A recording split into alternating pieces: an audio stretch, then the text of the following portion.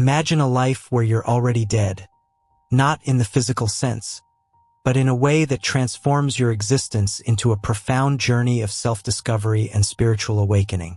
What if I told you that to truly live, you must first die before you die?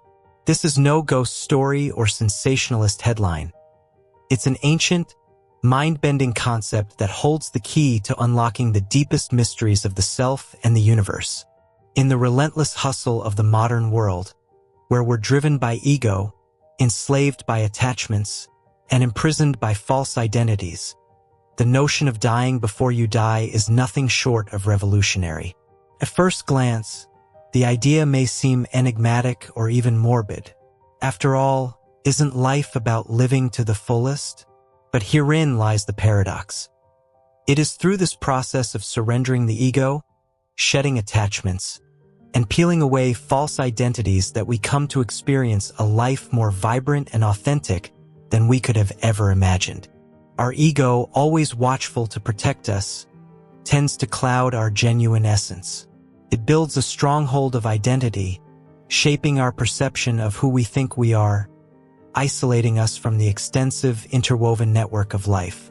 It recounts tales of our victories and losses, continuously supplying us with judgments and cravings. But the concept of dying before you die calls for deconstructing this fortress piece by piece. It entails recognizing the ego's true nature, a complex illusion, and summoning the courage to let it fade away. It's not a physical demise, but the passing of the fake self that has taken shape over a lifetime. Picture this process as gently dismantling the walls of a fortress you've constructed around your true self. With each brick removed, you unveil a bit more of your authentic nature, allowing it to shine through. This act of self-discovery is akin to peeling away layers of an onion, revealing the core essence hidden beneath the facade. Beyond the ego, we grapple with attachments that tie us to fleeting pleasures and material possessions. These attachments bind us to the roller coaster of life's ups and downs, leaving us at the mercy of external circumstances. Dying before you die necessitates a profound reckoning with these attachments, the willingness to unshackle yourself from their grip and the recognition that true freedom arises from detachment. As we journey through the depths of our attachments, we begin to glimpse the radiant core of our being, unburdened by the weight of possessions and desires. It is here that we encounter the first whispers of our true nature. Part of our human experience is adopting various roles and personas. Examples of these are a friend, a parent, a professional. While these roles serve a purpose, they can also become masks that obscure our authentic selves. Dying before you die invites us to strip away these false identities, to lay bare the essence of our being beneath the layers of societal expectations. In doing so, we uncover a profound truth. Our individuality is an illusion. We are not separate, isolated entities, but interconnected threads in the tapestry of existence. The boundaries between self and other blur, and a sense of unity emerges. Now that we've looked at the basics of dying before you die, let's begin the complex journey of transformation. This path isn't easy, but it's for those seeking to better understand themselves and connect deeply with the world. As you peel away the layers of ego and attachments, you may encounter what mystics and seekers have called the void. It's a place of emptiness, a vast expanse where the familiar constructs of self and identity dissolve. This void can be disorienting and frightening, as it challenges everything you thought you knew about yourself. Yet, it is within this void that the most profound transformation occurs. In letting go of the old, you create space for the new to emerge. It's like the empty canvas awaiting the artist's brushstroke, a realm of infinite potential where you can begin to craft a truer, more authentic self. Surrender is the heartbeat of this transformative journey. It's more than merely giving up. It's an active decision to loosen your hold on the belief that you control everything. When you surrender to life's current, you connect with a higher wisdom, a wisdom that weaves the threads of existence into a beautiful tapestry. Letting go is an expansive art, It's not just about freeing yourself from attachments. It's about embracing the present moment, the ever-shifting reality, and the enigmatic mysteries around us. It's realizing that in the grand mosaic of existence, we aren't sole architects of our lives but co-creators within a vast, intricate universe. Picture yourself as a kite soaring in the open sky, your strings held by the unseen hand of the wind. Surrendering is like letting go of the string, allowing the wind to guide your flight. It's placing your trust in the invisible forces of nature, knowing they will carry you to where you're meant to be. In surrender, you become one with the breeze, a graceful dance where your movements harmonize with the world's intricate patterns. It's a surrender that fosters not only personal growth and profound insight, but also a deep, soulful communion with the vast expanse of the universe. In the depths of surrender and within the embrace of the void, a profound awakening occurs. It's a moment of recognition, a rekindling of your connection to the world, and a reawakening to your true nature. You realize that you are not a solitary drop in the ocean, but the entire ocean in a single drop, as the poet Rumi so eloquently put it. This awakening brings with it a deep sense of peace, contentment, and love. It is the realization that your essence is woven into the very fabric of existence, and you are an integral part of the interconnected web of life. It's a shift from seeing the world as separate from yourself to experiencing it as an extension of your being. If you find yourself on this transformative journey of dying before you die, know that you are not alone. Seek guidance from those who have walked this path before, whether through spiritual teachings, meditation practices, or deep introspection. Embrace the discomfort and uncertainty, for they are signs of growth. Trust in the process and have patience with yourself, for transformation unfolds in its own time. Be prepared to travel paths that others were afraid to take.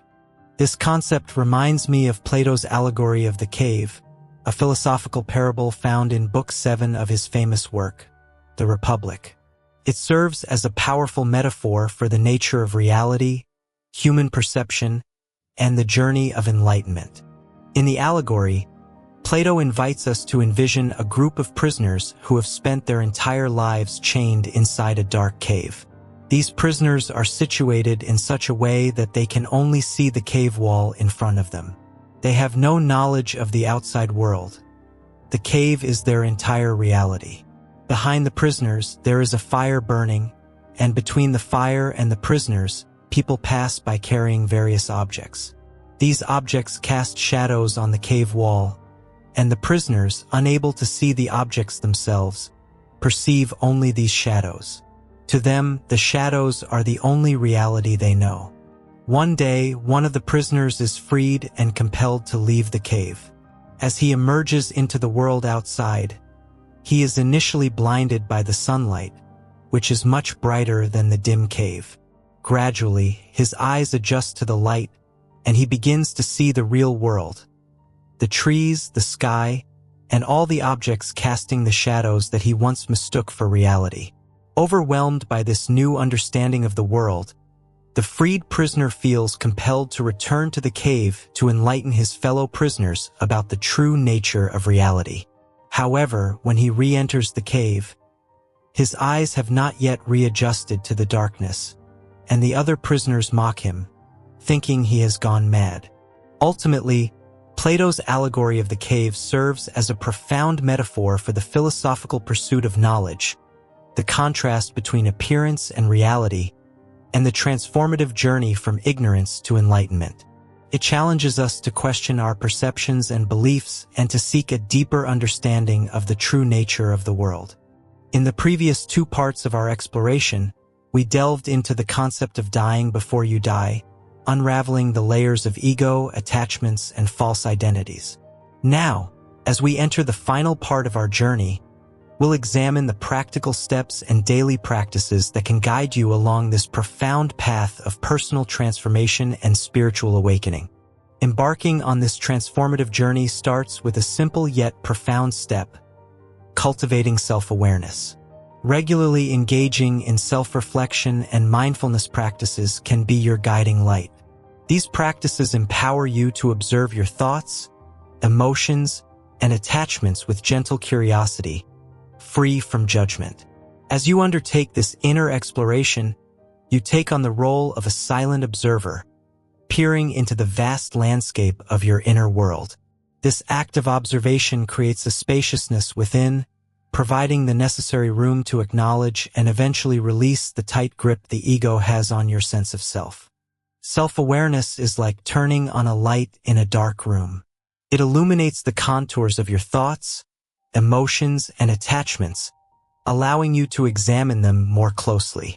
This process not only reveals the patterns that govern your life, but also offers you the freedom to make conscious choices, unburdened by the constraints of the ego's illusions. Meditation and contemplative practices are powerful tools for peeling away the layers of illusion. These practices can take various forms, from focused breathing and mindfulness meditation to self-inquiry and contemplation of profound questions. Through these practices, you can explore the depths of your consciousness and uncover the truth that lies beyond the ego. As the wise philosopher Lao Tzu once said, "The journey of 1,000 miles begins with a single step." Our journey towards dying before you die is akin to this ancient wisdom, where each step leads us closer to profound transformation. Imagine, if you will, the parable of the Good Samaritan, a story that has resonated through the ages as a testament to the boundless potential of compassion. In this parable, a traveler, injured and abandoned on the side of the road, is ignored by those of his own community, but is offered a lifeline by a stranger, the Good Samaritan. This act of extending compassion not only to a fellow countryman but also to a stranger in need carries a timeless message that transcends cultural and temporal boundaries. In our own lives, we can emulate the profound kindness displayed by the Good Samaritan by dissolving the barriers of ego and separateness. When we recognize the interconnectedness of all beings, we discover that their struggles and joys mirror our own. Much like the reflections in Plato's allegorical cave, the previously discussed Plato's cave shows us the limited perception of reality experienced by individuals who are imprisoned within the confines of their own beliefs and perspectives. Just as the prisoners in the cave mistake the shadows on the wall for reality, we often mistake our ego-driven identities for our true selves. But when we venture beyond the confines of this cave of self-imposed limitations, we step into the light of interconnectedness. Love, as taught by Christ and other spiritual teachers, becomes the bridge that unites us with the world. As we cultivate compassion for others and ourselves, we follow in the footsteps of countless sages who have found wisdom in the depths of their hearts. Challenges and setbacks, reminiscent of the trials faced by Sisyphus, are not to be feared but embraced. They are the crucibles where the ego's grip becomes most apparent. In the teachings of the Buddha, suffering is recognized as a universal truth. Yet, by approaching difficulties with curiosity and a willingness to learn, we transform them into opportunities for growth. Much like the lotus that rises from the murky waters to bloom in the sunlight, the path of dying before you die is not a one-time event, but an ongoing process. Stay committed to your inner work, even when it feels challenging or uncomfortable. Transformation unfolds gradually, and each step you take brings you closer to a deeper understanding of your true nature. As you navigate this path, remember that it is a journey of love, compassion, and self-acceptance. Be patient with yourself and honor the unique rhythm of your transformation. Embrace each moment as an opportunity to awaken to the radiant truth that has been waiting within you all along. A truth that transcends the ego and celebrates the interconnected beauty of existence.